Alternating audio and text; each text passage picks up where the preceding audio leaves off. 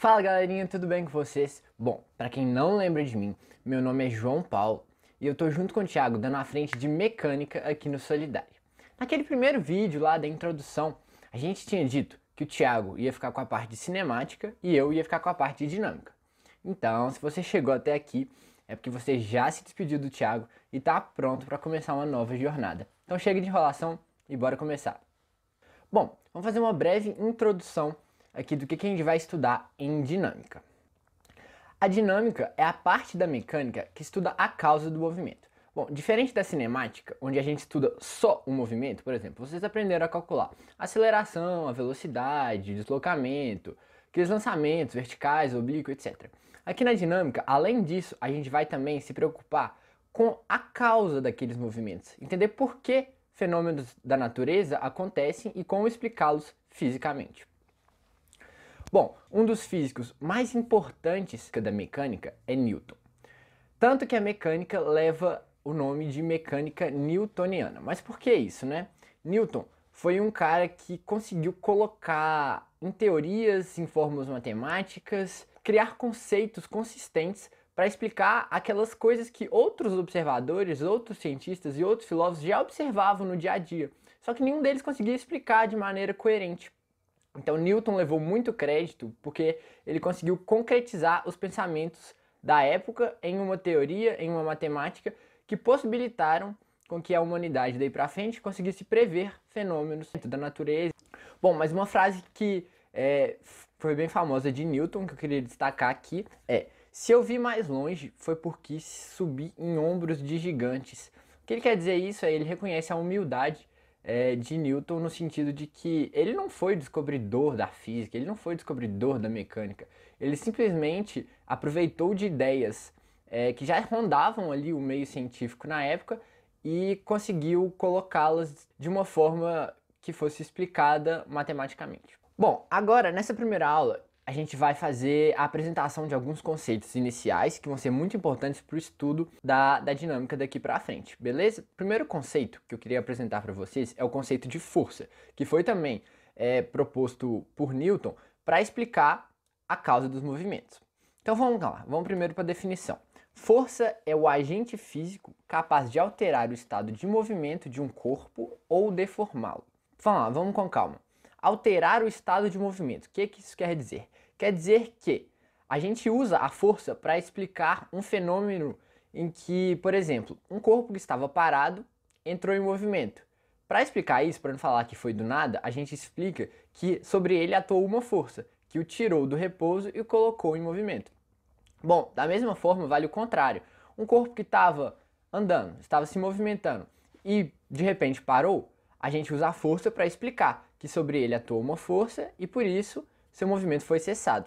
Assim também a gente pode explicar a causa de deformação de objetos. Por exemplo, a deformação de uma mola, quando você vem aqui e comprime ela ou estica a mola. Como que as forças surgem, né? Elas não surgem do nada, elas surgem devido à interação entre dois corpos físicos. A gente vai ver mais pra frente que essa interação pode ser tanto a interação de contato mesmo, de dois objetos se encostando, dois corpos se encostando, mas pode ser também uma interação à distância, que a gente vai ver mais pra frente, mas podem ficar tranquilos. Além disso, a gente vai destacar o caráter vetorial dessa grandeza. O que é o vetor? Eu acho que vocês já viram com o Thiago. É uma grandeza que possui módulo, direção e sentido. E essas três propriedades vão ser muito importantes para a gente fazer o estudo completo de força aqui na dinâmica, beleza? Vamos começar com alguns exemplos aqui de onde a gente usa força para explicar a causa de alguns fenômenos. O primeiro é a queda livre. Vocês viram com o Thiago, vocês aprenderam a calcular tudo, tenho certeza que vocês estão craque nisso, calcular tudo sobre queda livre. Mas se vocês pararam para pensar por que se a gente abandona um corpo, ele cai? Bom, a gente sabe que nesse exemplo aí eu coloquei uma bola e se a gente abandoná-la, ela cai. O que a gente pode dizer então? Tinha um corpo que estava em repouso e do nada ele entrou em movimento de queda. Bom, a gente já estudou o conceito de força ali atrás, então a gente pode dizer que, ora, se um corpo estava parado e ele entrou em movimento, a gente pode dizer que sobre ele atuou uma força. E é exatamente a força que faz com que o movimento de queda aconteça, entendeu? Bom, para o segundo exemplo que eu também já tinha dado, era o exemplo da deformação de uma mola. No caso aqui, a gente tem uma mola normal, helicoidal, e a gente coloca sobre ela um bloquinho. Bom, imagine o que vai acontecer. A gente tinha uma mola e colocou um bloquinho em cima. Provavelmente, essa mola ela vai ser comprimida, ela vai ser deformada, por isso deformação da mola. Mas isso não acontece do nada, de novo. Isso acontece porque houve a atuação de uma força sobre essa mola que a comprimiu, beleza? Bom, vamos lá. Então agora eu vou para começar aquela parte que eu tinha dito para vocês. A força, ela surge devido à interação entre dois corpos. Mas como que pode ser essa interação? Bom, eu fiz aqui uma divisão que ela não é muito formal, mas eu acho que ela é muito válida para ajudar a gente a entender como é que isso funciona. Eu dividi as forças em forças de ação à distância e forças de contato. Vamos começar aqui primeiro com as forças de ação à distância, que pode, primeiramente, parecer um pouco contraintuitivo, assim, como é que um objeto vai fazer força no outro se eles nem estão encostando, mas é mais comum do que vocês imaginam. Bom, o primeiro exemplo de força de ação à distância é a força gravitacional, ou a força-peso. Vamos lá ver como é que isso funciona. Bom, coloquei aqui o planeta Terra e a Lua. Bom, todo mundo sabe que a Lua orbita o planeta Terra. E para a Lua não sair dessa órbita, para ela não ir para o espaço afora, deve ser que existe uma força de atração entre Lua e Terra, chamada força gravitacional, que impede com que a Lua saia desse seu movimento em torno da Terra. Bom, então a gente pode falar que deve haver uma força de atração entre Lua e Terra, que é exatamente a força gravitacional e peso. E como vocês podem ver, a Lua e a Terra, elas não estão se encostando, elas não estão em contato, e nem por isso deixa de existir a força gravitacional. Vamos para algumas características dessa força gravitacional ou força-peso que vai ser muito importantes para a gente, beleza? A primeira característica, ela surge devido à interação de corpos dotados de massa. Então a força gravitacional sempre vai existir se você estiver trabalhando com dois corpos que têm massa. A segunda característica da força-peso é que a força aponta na direção que liga os centros de massa dos corpos. Mas o que isso significa? Bom, na maioria das vezes, em casos onde os corpos são homogêneos, ou seja, eles têm uma distribuição de massa uniforme, o centro de massa de um corpo coincide com o centro geométrico de um corpo. E é uma boa aproximação considerar Terra e Lua como corpos homogêneos.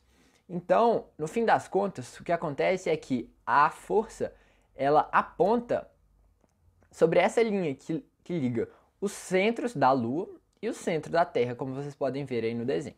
Isso vai ser muito importante porque, devido àquele caráter vetorial que eu destaquei da força, além da gente saber calcular quanto que vale uma força, é muito importante a gente saber representar. Eu diria que é até mais importante, porque se a gente não sabe representar, a gente nem consegue continuar o problema. Beleza? Então eu estou destacando aqui todas as forças que eu falar. Eu vou dar uma dica de como representar. Bom, mas agora, será que a força gravitacional ela só aparece em contexto de corpos celestes? Por exemplo, Terra, Lua, Sol, Marte, etc. Bom, a gente sabe que não, né? Estamos experimentando essa força-peso todo dia. Mas então, como é que a gente trabalha com essa força-peso do dia a dia? Vamos lá. A gente sabe que a Terra é esférica, né, galera? Mas a gente sabe também que, do nosso ponto de vista, a gente pode perceber a superfície da Terra como plana. Então, se a gente der um zoom numa esfera, é aceitável a gente aproximar essa parte da esfera por um plano. E é por isso que nos problemas de dia a dia, como em lançamentos verticais, que não envolvam corpos celestes, a gente considera que a força-peso atua da seguinte forma. A gente traça lá um plano, que seria o nosso solo, o chão, ou a terra, né? E a gente costuma representar o G de gravidade, que é a mesma gravidade que vocês aprenderam lá com o Cleto na cinemática. Então, uma pessoa que está na Terra, sobre esse solo, e sobre a ação dessa gravidade, vai sentir a força peso para baixo. A primeira coisa interessante é que a direção de atuação da força-peso é na direção vertical. E o sentido de atuação dessa força é para baixo. Então, como eu representei aqui de vermelho, é uma seta na vertical apontando para baixo. Bom, e como é que a gente calcula o módulo dessa força-peso? Bom, a gente calcula o módulo da força-peso pelo produto massa vezes gravidade. E a gravidade é, como eu disse, a mesma gravidade que vocês aprenderam na cinemática com o Thiago, e ela vale aproximadamente 10 metros por segundo ao quadrado. Para ser mais preciso, ela vale 9,81, se não me engano, metros por segundo ao quadrado, só que todos os problemas praticamente a gente vai usar o valor arredondado de 10 metros por segundo ao quadrado, beleza? Vamos entender a análise dimensional dessa força. Bom, a gente fez o produto de massa, que no sistema internacional é medida em quilogramas, e gravidade, que é uma aceleração, né? Que é medida por metro por segundo ao quadrado. Bom, então se a gente multiplicar quilo vezes metro por segundo ao quadrado, a gente vai chegar na unidade de força. Em homenagem a Newton, foi batizada de Newton. Então a força é medida no Sistema Internacional de Unidades pela unidade de Newton. Vamos para um exemplo. Qual o peso de uma pessoa de 50 kg de massa, dado que G igual a 10 metros por segundo ao quadrado? Bom, aplicação na lata da fórmula. Vamos lá, mas para não ser só isso, vamos também lembrar como que a gente representa a força-peso. Bom, tem a pessoa de 50 kg, que ela está sobre a ação de um campo gravitacional de intensidade 10 metros por segundo ao quadrado, então logo ela deve sofrer a ação de uma força-peso para onde? Apontando na vertical para baixo. Perfeito. A gente sabe que peso, massa vezes gravidade. Substituindo os valores, então, ó, a gente sabe que a massa da pessoa, 50 kg. Gravidade, 10 metros por segundo ao quadrado. Fazer a continha bem rápida, a gente vai descobrir que o peso é de 500 N. Bom, agora eu vou ler uma observação que eu escrevi aqui para vocês, galera. Ó, a massa está relacionada à matéria de um corpo, enquanto o peso é a força gravitacional experienciada por tal corpo dotado de massa. Bom, eu escrevi isso porque no dia a dia é muito comum a gente utilizar as palavras peso e massa como sinônimos, enquanto na física elas não são sinônimos. E é muito importante a gente atentar para essa diferença. Vamos lá. Primeira diferença. Massa é medida no sistema internacional por quilogramas. E peso é um tipo de força. Então ela é medida em newtons. Mas vamos lá. Vamos entender por que elas são diferentes, né? Bom, a massa está relacionada ao que o corpo é constituído, ou seja, os átomos que constituem aquele corpo. Então, por exemplo, eu sou constituído por vários átomos que formam minha pele, que formam meus músculos, meus ossos, meus órgãos internos, meu sangue, etc, etc. E isso não vai mudar. Se eu for para a Lua, eu vou continuar 60 quilos lá ou aqui. O que difere é o peso. O meu peso na Lua pode ser menor do que meu peso na Terra. Por quê? Porque a gravidade na Lua é menor do que a gravidade na Terra. Então o peso é a força com que essa minha massa é puxada para perto do corpo que ele está sendo atraído. Então se eu estou aqui na Terra, eu sou puxado com uma força de 500 newtons, se eu peso 50 quilos. Se eu estou na Lua, digamos que a gravidade na Lua seja 1,6 metros por segundo ao quadrado. Então eu vou ser puxado lá com uma força de 80 newtons. Bom, vamos aqui para outra força de ação à distância. Essa força, eu vou só citar, é a força eletromagnética, que é a força de atração entre dois ímãs, por exemplo. A gente sabe, né? Tipo, se a gente pegar dois imãzinhos aqui, ó, um puxa o outro ou um repele o outro, mesmo sem eles estar se encostando. Então é outro exemplo de força de ação à distância. Bom, agora vamos entrar no estudo do grupo das forças de contato. Vamos lá. A primeira força de contato que eu gostaria de apresentar para vocês é a força elástica, que a gente já imagina, né? Aparece no contexto de molas, elásticos. Tem uma mola lá paradinha, quietinha, e ela tem um comprimento natural que eu vou chamar de L0, tá bom? Aí o que eu vou fazer, né? Fui lá e ó, puxei a mola para baixo. Apliquei uma força sobre a mola para alongá-la. Deve haver uma variação no tamanho da mola, que antes era L0, agora é L0 mais ΔX. Então ela teve uma variação de comprimento de ΔX. Bom, vamos para algumas características então desse tipo de força. A primeira delas é uma que é bem intuitiva, né? Ó, ao aplicar uma força na mola, ela se deforma. Se a gente aplicar uma força de maneira a esticá-la, ela vai esticar. Se a gente aplicar uma força de maneira a comprimi-la, ela vai se comprimir. Beleza? Bom, a segunda coisa, eu queria apresentar para vocês a lei de Hooke. A lei de Hooke, ela relaciona essa força que eu tive que fazer para baixo com esse ΔX, que foi o tanto que a mola se deslocou. E a lei de Hooke diz que a força é diretamente proporcional a esse deslocamento. Então, quanto maior a força que eu puxar, mais a mola vai se deformar, beleza? E essa constante de proporcionalidade, ela é chamada de constante elástica. E o que a constante elástica diz pra gente? A constante elástica, ela é uma medida de dureza da mola. Para um K bem pequeno, a gente vai ter uma mola macia. Mas por quê? Vamos para a expressão de força aqui, ó. F é igual a Kx. Se a gente tem um K pequeno, a gente vai ter que ter um X grande para uma mesma força. Então, quanto menor o K de uma mola, maior o comprimento dela varia, ou seja, mais você consegue esticá-la. E isso está relacionado a uma mola macia, né? Uma mola macia que você consegue esticar sem aplicar muita força, beleza?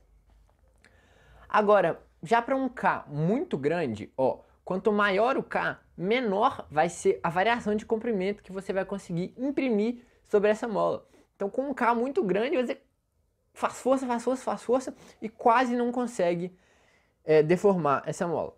E uma observação, né, é que a lei de Hooke, ela vale tanto para a extensão de mola quanto para a compressão de mola. Então, a mesma lei, F igual a Kx, vale para o X aumentando ou para o X diminuindo. Perfeito? Vamos então para um exemplo aqui, ó.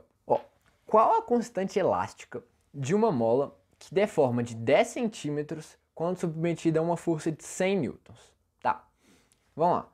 Primeiro, vamos entender o que está acontecendo, né? A gente tinha uma mola, a gente aplicou uma força de 100 newtons para baixo e viu que o comprimento dela variou de 10 centímetros. Bom, tá na cara aí que a gente vai usar da lei de Hooke para resolver esse problema. E ele está pedindo qual a constante elástica, então ele quer saber qual o K da mola, tá bom? Vamos lá, primeira coisa que a gente escreve, F igual a Kx.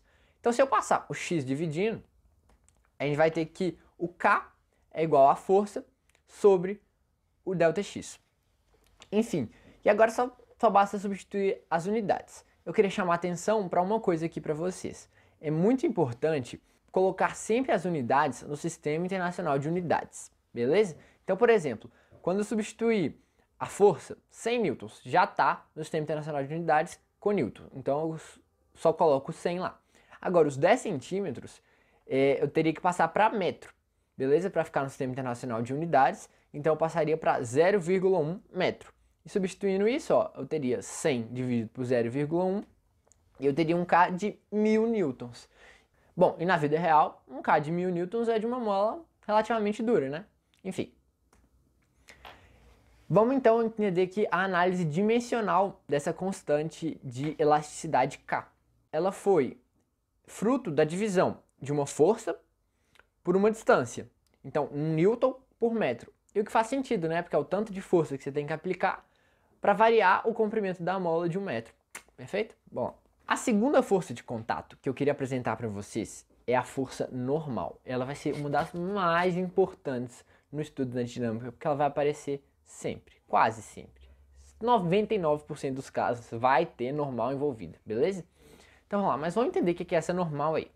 Ó, imagina então, tem uma mesinha e um bloquinho em cima, esse bloquinho azul que está em cima da mesa. Bom, vamos lá. Eles estão submetidos à gravidade da Terra. Então tem um campo gravitacional apontando para baixo. A gente está analisando o bloquinho. Primeira coisa que a gente vai pensar, ó, tem gravidade, tem um bloquinho que tem massa, né?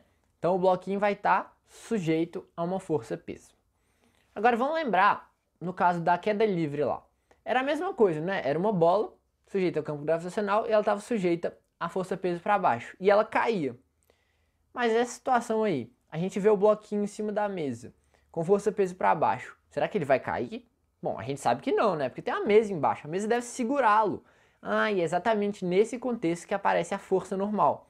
Ela surge devido à interação entre o bloquinho e a mesa. Então a mesa segurar o bloquinho ou impedir que ele caia é porque ela está atuando sobre ele, exercendo uma força normal. Ah, fez sentido. Então é por isso que o bloquinho tá lá paradinho, porque tem uma força para cima e uma força para baixo. Beleza? Ó, é uma força decorrente da interação entre superfícies, exatamente o que eu tinha dito, entre as superfícies desse caso, do bloquinho e da mesa. A interação de contato, força de contato, entre a superfície do bloco e a superfície da mesa faz com que a normal surja, beleza? Segunda característica muito importante, mas muito importante, que tem a ver com como representar a força normal. A normal é sempre perpendicular, ou seja, faz 90 graus com a superfície de contato. Então, nesse caso aqui, tem a mesa. Então, a normal, ela vai sempre fazer 90 graus, então ela sempre vai estar apontando nesse sentido. No caso, como a mesa é horizontal, a normal vai estar na direção vertical e no sentido para cima. Bom, e o módulo, isso é muito importante, galera. O módulo depende da configuração do problema. Diferente da força-peso, que a gente calcula lá, mg, e diferente da força elástica, que a gente calcula lá, kx, nesse caso, a normal vai depender muito da geometria do problema, de como que os blocos estão se encostando, como que tudo está acontecendo. E normalmente, em muitas questões, o desafio é descobrir esse valor da normal, é calcular a normal. Então, não tem uma fórmula pronta, a gente vai aprender a calcular em cada tipo de exercício, beleza? Mas vamos lá. Vamos para um exemplo aqui para a gente aprender a representar essa força normal. Primeira coisa, plano inclinado. A galera já treme assim com plano inclinado, mas pode ficar tranquilo, a gente vai ter uma aula só para ver plano inclinado e essas coisinhas que eu sei que pega. Mas aqui nesse contexto agora, a gente só está preocupado em representar as forças que atuam sobre o bloco. Então não deve ser difícil, né? Bom, vamos lá. Mesma coisa. Tem um bloquinho, tem um campo gravitacional apontando para baixo. Deve o quê? Aparecer a força-peso. Apontando para onde? Na vertical, para baixo. Assim, ó. De vermelhinho lá. Segunda coisa. O bloquinho está em contato com esse plano inclinado, não tá? Força de contato. Deve aparecer o quê? Uma normal. Beleza, e como que a gente vai representar essa normal? Bom, a normal faz 90 graus com o plano de contato. O plano de contato é esse plano inclinado aqui, ó. Então, se a gente traçar uma reta que faz 90 graus com esse plano, a normal deve estar nessa direção. E apontando para onde? Para cima, no caso ali. Pronto, representado normal e peso. São as únicas duas forças que atuam sobre esse bloco. Segundo caso, vamos lá. Agora, é uma questão um pouquinho mais difícil, que pode parecer. Imagine assim, como se fosse um cilindro entrando assim no papel e um bloquinho que está em cima desse cilindro, encostado de lado. Primeira força de praxe sobre gravidade, peso para baixo. Bom, e agora? Interação. Duas superfícies, deve aparecer a normal. Como que a gente vai traçar a normal nesse caso? Bom, a gente precisa de uma linha que seja perpendicular à linha de contato entre os corpos. Essa linha, no caso de uma seção circular dessa maneira, vai ser a linha que passa pelo centro e toca o ponto de contato entre o bloco e o cilindro. Dessa maneira, ó. Essa linha que eu tracei aí, ó, ela passa pelo centro aqui e ela toca no ponto de contato entre os dois objetos. Então, essa linha é a linha normal. E agora, para representar a força normal, tá fácil, né? Para cima lá, fechou. Agora eu vou só citar para vocês também outras forças de contato, que a gente vai ter também aulas específicas para estudá-las. A primeira é a força de tensão. E essa tensão, ela aparece no contexto de quando a gente está mexendo com cordas, polias, correntes, correias, etc. Essas coisas cabos, né, que são utilizadas para transferir força de um lugar para o outro. Então, quando você está puxando alguma coisa, você quer que a força que você exerce com seu corpo passe para um objeto que está longe de você por meio dessa corda. Então, aparece aí a força de tensão, beleza? A segunda força é a força de atrito. Acredito que muitos de vocês já devem ter ouvido falar dessa força de atrito. A gente vai ter uma aula específica para isso também, pode ficar tranquilo, só estou citando para vocês. E a força de atrito, ela parece uma força de contato entre duas superfícies também, mas nesse caso, entre duas superfícies rugosas, superfícies que não são lisas, que não são polidas. Eu coloquei essa imagem no desenho, na verdade são duas espumas, mas é para a gente pensar como se fossem várias imperfeições na superfície que impedem que o movimento aconteça. E é aí que aparece a força de atrito, beleza? Bom, vou citar agora para vocês dois instrumentos de medidas que aparecem muito em problemas. E é muito importante a gente saber como eles funcionam para a gente conseguir concluir as questões de maneira mais fácil, beleza? O primeiro instrumento de medida que eu vou apresentar para vocês é o dinamômetro. Ele é um instrumento de medida de força. E como é que ele funciona, né? Primeiro, ó, ele é um quadradinho, um retangulinho assim pequenininho com um anzol embaixo, um ganchinho embaixo. E o que acontece? Você vai lá e quer saber, eu quero saber quanto de força eu consigo fazer com o meu braço. Você vai lá, segura essa ponta do negócio e puxa com mais força que você consegue. E lá ele vai marcar quanto de força você está exercendo. Mas como é que ele funciona, né? Acontece que o dinamômetro, ele tem lá dentro uma molinha. E quando você está puxando o gancho, o que você está fazendo é distendendo essa mola, deformando essa mola. E como a gente está trabalhando com uma mola, ela respeita a lei de Hooke. Então, F igual a KX. Então, quanto mais você conseguir puxar a mola para fora, mais força você está fazendo. E aí o dinamômetro, tá vendo? Ele tem uns risquinhos aqui, é uma escalinha graduada que mostra, de acordo com o tanto que você puxou, quanto de força que você está fazendo, beleza? E agora, a segunda instrumento de medida muito importante é a balança. Ora, a gente sabe que as balanças mais atuais, mais modernas assim, elas são todas eletrônicas, né? Então elas funcionam de um jeito que eu nem sei te explicar. Mas as balanças convencionais, elas funcionam também com mola. Então, por exemplo, você sobe em cima da balança e aí o seu peso, sua força-peso, deforma a balança um pouco para baixo e de acordo com essa deformação, pela lei de Hooke, a gente consegue calcular o quanto de força que a balança está experimentando. Bom, então se a balança mede a força que atua sobre ela, que puxa ela para baixo, por exemplo, a balança na verdade ela não está medindo a força peso em si não, né? Ela está medindo a força normal, porque é a força entre as superfícies. Então, é muito importante saber isso, galera. A balança, ela mede a normal. Mas por que isso é importante? Numa situação natural, a normal e o peso são iguais, muitas vezes. Mas acontece que tem situações em que a normal e o peso podem diferir de valor. E é nesses casos que a balança daria uma leitura errônea do peso de uma pessoa.